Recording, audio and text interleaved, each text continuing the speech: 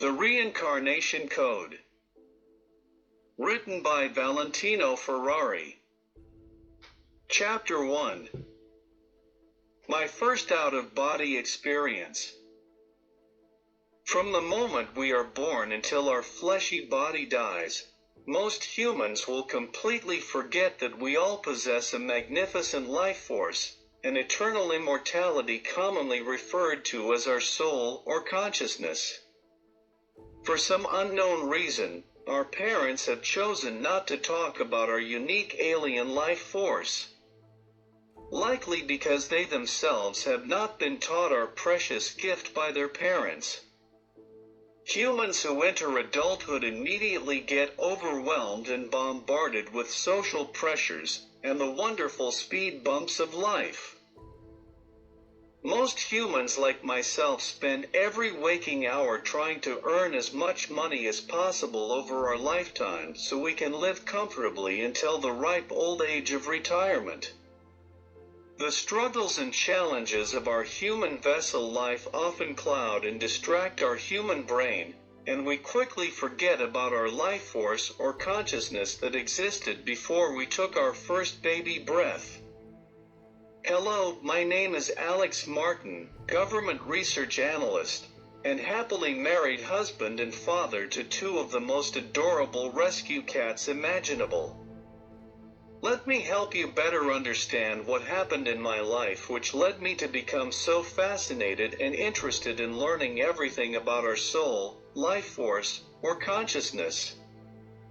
Let me take you back to my childhood when I was just 6 years old living with my overwhelmed drug-addicted alcoholic widowed mother, older brother Trent, and my youngest deaf, autistic brother named Stephen.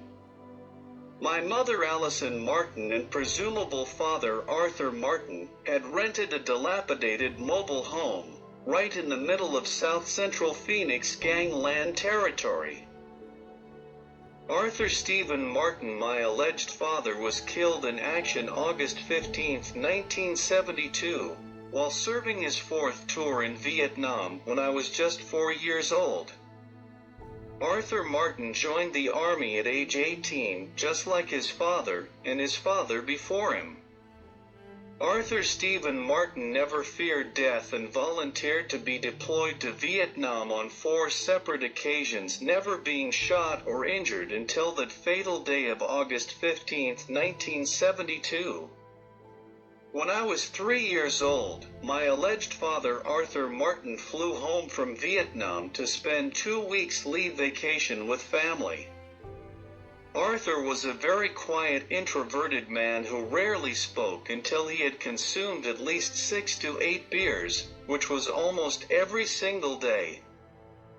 The stress of being in Vietnam and killing other human life could be seen in Arthur's body language as he became more angry and violent the more beers he consumed. For 2 weeks straight my mother and father drank alcohol, popped drugs, and argued loudly, causing the police to be called on numerous occasions for domestic and child abuse. I remember the last morning I saw Arthur. He was sober, eating breakfast, while reading the paper, incoherently grumbling over current news events and the rising cost of food. As I walked into the kitchen, Arthur smacked the back of my head and yelled, "Your mother was supposed to get you boys a haircut last week. Your mom's a real piece of work, son. I can't have you boys looking like some white trash-ud rats." Just as Dad finishes his last word, Mom walks into the kitchen wearing her animal-designed full-length robe and begins to yell, responding to Arthur, "I needed that money for cigarettes and beer. Next time send more money, asshole, and the boys will get their haircuts. Also, Stephen needs new hearing aids." Arthur instantly gets out of his chair and smacks the coffee cup right out of Mom's hands, followed by a crisp smack to her right cheek, leaving a large bright red spot and one black eye. As the coffee cup lands on the kitchen floor, it shatters in multiple directions with our mother frozen, and in shock cursing and crying as Arthur storms out of the mobile home, taking one last opportunity to slam the front door as hard and as loud as possible. That was the last time I saw our alleged father, Arthur Martin. Our father's untimely death caused our drug and alcohol-addicted widowed mother of 3 boys to become physically and verbally abusive towards all of us boys. Having limited income from Arthur's army paycheck and only a high school education, our mom was lured into the nightlife of an exotic female entertainer, aka stripper. Our mom's new stripping job, along with her drug and alcohol lifestyle, led to her being missing many days at a time. Trent, myself, and Stephen would regularly wake up hungry and thirsty with no food or water in the mobile home. This Monday morning, Trent yells at me, "I know where we can get some food, let's go." Trent then waves and uses his hands to sign language Stephen, who is deaf, that we will be back with food and water soon. Trent and I wander the streets of South Central Phoenix for a couple of blocks until we come across a small mom and pop store called Tate's Grocery. Being 5 years old, I only know how to follow my older brother Trent and do whatever he asks me to. Trent walks to the glass cooler and grabs a pint of milk, and then whispers for me to grab a loaf of Wonder Bread and box of sugar.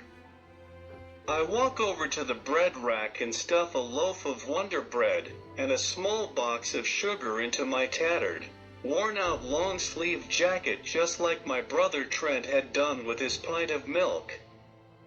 I can still remember how fresh and amazing the Wonder Bread smelled. This morning, we get lucky and exit the grocery store without being caught. At home, we all celebrate by having our favorite breakfast of bread topped with sugar, and then soaked with milk as our mom remains passed out drunk. July 1972 was my 6th birthday, and I remember it like it was just yesterday. Our mom had never returned from work, leaving all of us boys in a 110-degree non-air-conditioned mobile home with only ceiling fans to keep us cool. If you live in Arizona, you know July is one of the hottest months of the year. Around 11 a.m. the mobile home gets too hot, so we all grab our shorts and walk over to the large South Central public pool facility located a few blocks away. Being in the public pool water is much cooler than staying inside a hot mobile home. Trent leads us to the boys' locker room where we all shower, and then walk outside to the pool and diving board area. It is here at the Southern Avenue and Central High School public pool where I have my first out-of-body experience. On this sunny, hot July afternoon, there were several young teen gang members also swimming in the public pool, bullying other kids, and causing havoc.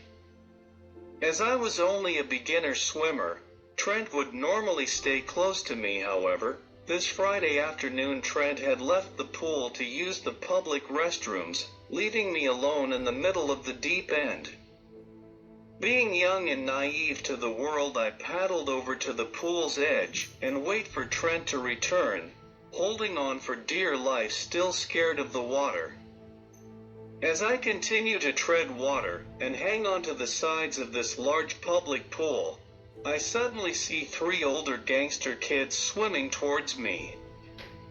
Unable to defend myself against the 3 angry gangster kids, I do my best to keep my head above water, hoping the kids are just playing around and will leave me alone. Within seconds I realize the kids are not kidding around as they shove me away from the side of the pool, and all 3 teen gang members commenced to dunking me below the surface, holding my head underwater for several seconds. At this point, I am too weak to fight off all 3 gangster kids and swallow water and stop fighting. I remember being so frightened as I gasped for air and sucked in a mouth full of warm chlorinated pool water. As I sank to the bottom of the pool paralyzed from oxygen deprivation, I remember stepping and floating outside my body as I watched my lifeless skinny young body sink to the bottom of the pool. As my body sinks to the bottom of the pool, my life force or consciousness floats above the pool, allowing me to see everyone from above. I remember a feeling of complete peacefulness and watch as Trent returns from the bathroom to see me at the bottom of the pool. As I drift above the pool, I watch Trent scream at some others to help him dive in and grab me from the bottom of the pool. I recall feeling an overwhelming sense of love and peace as I float hundreds of feet above the public pool into a thick bunch of clouds. I also remember seeing a bright warm light which speaks to me and lets me know that I must go back and complete my life on Earth. The warm bright light also speaks to me and lets me know that I am very loved and to also love others the same way. Suddenly I float back into my body and feel my brother's cold wet lips blowing air into my mouth as I coughed out the water in my lungs and got up and hugged my brother for saving my life. It is at this exact moment I realize I am no longer afraid to die, and a need to love others unconditionally, including the boys that had drowned me in the pool that day. Having now personally experienced my life force float away from my physical body during my drowning accident ignites my inner curiosity and my need for additional scientific research. Come on. I pause for a couple seconds, mumbling to myself. My life force consciousness continued living even after I had drowned and was clinically dead. Could this mean our life force or soul is immortal and we go on forever even after our human body dies? Over the next 20 plus years, I dedicate my entire life's existence to the research and study of our immortal life force. Is there a way to harness and control our life force out of body abilities? Are we able to travel via our life force out of the body and visit other life forces whose human body has previously passed away? I had so many questions and so little answers, until the spring of 2018, when I was invited to work on a top-secret classified government program named Operation Reincarnation. This is where my story unfolds, and my top-secret classified research begins into our life force ability to astral travel while still alive in our human body. Just imagine the endless possibilities available if you could astral project your life force and visit any other life force soul previously deceased. My dream has been to visit the life force of Tesla, Einstein, or even JFK. What secrets went to the grave with now deceased U.S. government classified scientist working at S4 in Area 51? Chapter 2. Saturday morning will never be the same. The garage door slowly opens with the Arizona sun cutting into my eyes. I quickly grab my cheap throwaway shades and back my car out, ever so patiently waiting for the garage door to completely lock and close. As the garage door closes, I hear a loud obnoxious finger tapping noise near my driver's side window, which startles the hell out of me. Spinning my head around, I observe what looks to be a 50-plus-year-old man, solid gray hair, gray goatee, and nerdy glasses. My first reaction is to wait and carefully evaluate if I should really roll down my window to a stranger. Against my better judgment, and regardless of his oddly eccentric and nervous demeanor, and feeling no immediate danger, I roll down my automatic window and ask the eccentric gray-haired hippie-looking stranger, Can I help you with something? The stranger then proceeds to introduce himself as Dr. Jack Miller, longtime family friends of the Johnsons from next door, explaining that he had a very important meeting to attend to in the next 30 minutes, and that his car would not start. Dr. Miller then asked me if I would mind quickly dropping him off at his office, roughly a mile away from our house. I waved at him to hop in and introduced myself as Alex Martin, to which he nodded his head and gestured with his wrinkly aged hands, muttering loudly, "Yes, Miguel Johnson already told me your name." Driving towards the Dr. Miller's office, I could not help but observe Dr. Jack Miller's extremely nervous and anxious physical demeanor. "Jack, you have nothing to worry about. I will have you at your office in a flash," for which Jack responded, "You're a real lifesaver, Alex. Everyone in my office will thank you." Jack then provided me with a sequence of easy suburbia street directions, and within minutes, we arrived. Dr. Miller instructs me to pull around to the front double-door entrance of what looks to be a very run-down, abandoned major supermarket retail chain grocery store shopping plaza.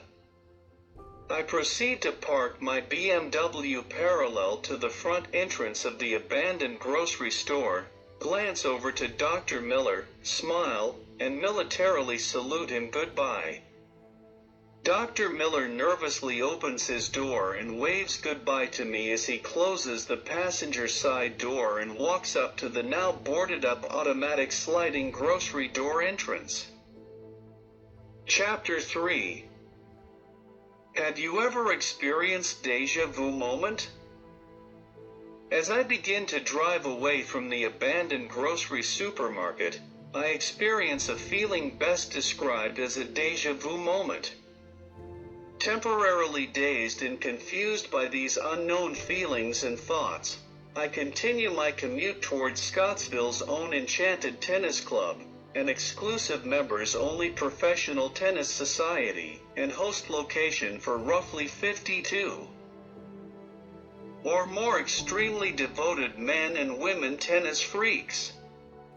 Shortly into the drive, I get a terrible case of cottonmouth instigating me to look around the car cabin for my bottle of water. As I look around, my peripheral vision catches a vivid silver laser-like sparkle, very similar to a camera flash coming from the passenger bucket seat area. I recognize the silver square shape as being a Slimmart cell phone, with the initials JM. While driving Dr. Miller to his office, the sleek, high-tech slim phone must have slipped out of his side pockets onto the passenger Italian leather seat cushion. Only 10 minutes away, I yank a quick U-turn and head back towards Dr. Miller abandoned grocery store to return Dr. Miller's cell phone and hopefully once again win the thanks and appreciation of Dr. Miller's co-associates.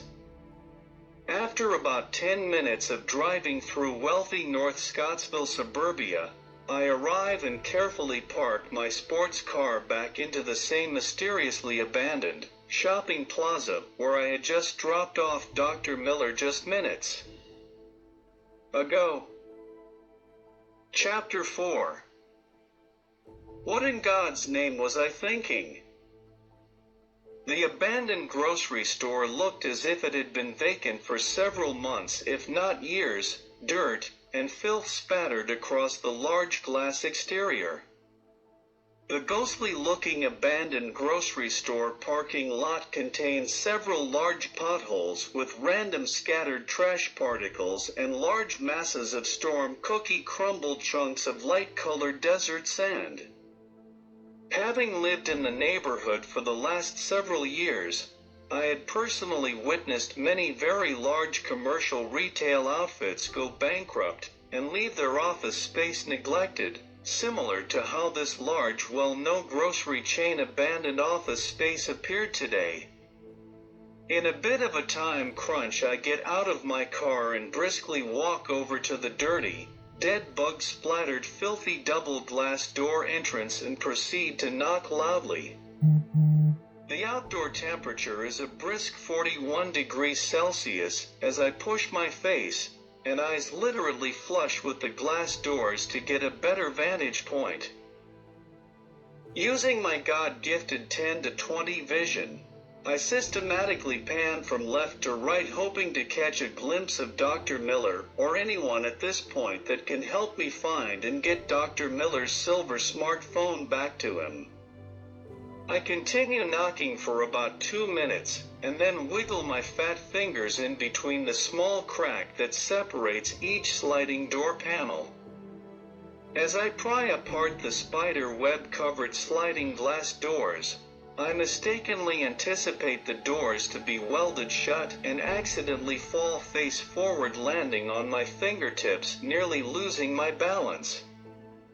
I awkwardly push myself up from the shiny, high, glossy gray painted, dust-coated cement floor and brush myself off. I look around the vacant grocery store and realize that I am standing directly facing what used to be the customer service counter, adjacent to 12 cashier lanes and 6 self-service checkout lanes. I immediately begin to listen carefully for the sounds of Dr. Miller or anyone that can help me find Dr. Miller's office. I remember shopping in this same exact grocery store nearly 12 years ago, and if my memory serves me correct, the public restrooms and business office are all the way in the back left side of the store. I flip around and head towards the very back of the grocery store, passing all 14 empty aisles until I see the 2 brown swinging doors and a faded red sign that reads "Customer Bathroom Only." Nearing the brown swinging doors, I detect a foul fish and poultry odor and instantly hold my breath as I push apart the brown plastic swinging doors and head towards what looks to be a 10-foot fluorescent lighted hallway with the male restrooms on the left and women restrooms to the right. As I get closer to the male restroom, I realize I really need to pee and make a quick pit stop into the abandoned bathroom to relieve myself of the 2 small bottles of water and 1 large cup of coffee that I had consumed over the past couple of hours. Chapter 5. Why is this bathroom so pristinely clean? Grabbing the chrome-plated bathroom door, I locate the 3 urinals and step up to the middle urinal, unzip my pants, draining my sore bladder. Upon examination of the whole bathroom, I notice 1 sit-down stall and 3 stand-up urinals with what looks to be very high-tech optical lasers pointed directly head level, projecting hundreds of small red laser beams like a cool digital light show. Oddly enough, I noticed the entire bathroom looks incredibly pristinely clean and abnormally medically hygienic, very similar to a hospital emergency room or scientific laboratory. This customer bathroom had to be the cleanest, best-smelling bathroom I had ever used in my entire life, which was incredibly odd since this grocery store had been vacant and abandoned for over 5 years. Another very puzzling and unsettling observation was the power was on in the bathroom only and nowhere else in the entire store. Why would the bathroom be lighted and nothing else? I scratched the side of my head and proceeded to zip up my pants up and walk away towards the 6 chrome-polished stainless steel sinks to see if the automatic hand soap dispenser still worked.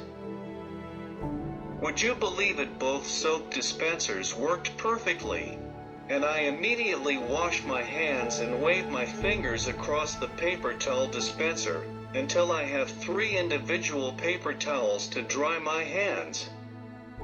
Just as the 3rd brown recycled paper towel fully rolls out of the dispenser, all 6 stainless steel sinks automatically begin to lower gradually until perfectly flush with the solid white tiled bathroom floor. The sink then completely flips over 360 degrees, revealing a solid black floor, with 3 bright red flashing floor arrows pointing directly back to the 3 phenomenally cool looking medical grade stainless steel chrome polished urinals. I rub my dry eyes in shock and chuckle in disbelief, questioning every grain of my remaining sanity I thought I still had. Secretly, I really believed a day like this would eventually come, and with little hesitation walk up to the middle urinal, which had another bright red floor arrow, and with a downward motion pull down and yank the chrome-plated flush handle. Chapter: The shiny chrome urinal elevator. Instantaneously, the entire middle section urinal, along with a 5-foot section of lighted floor, drop with lightning fast quickness as I hold on for dear life to the shiny chrome urinal handle and main chrome water sewage pipe.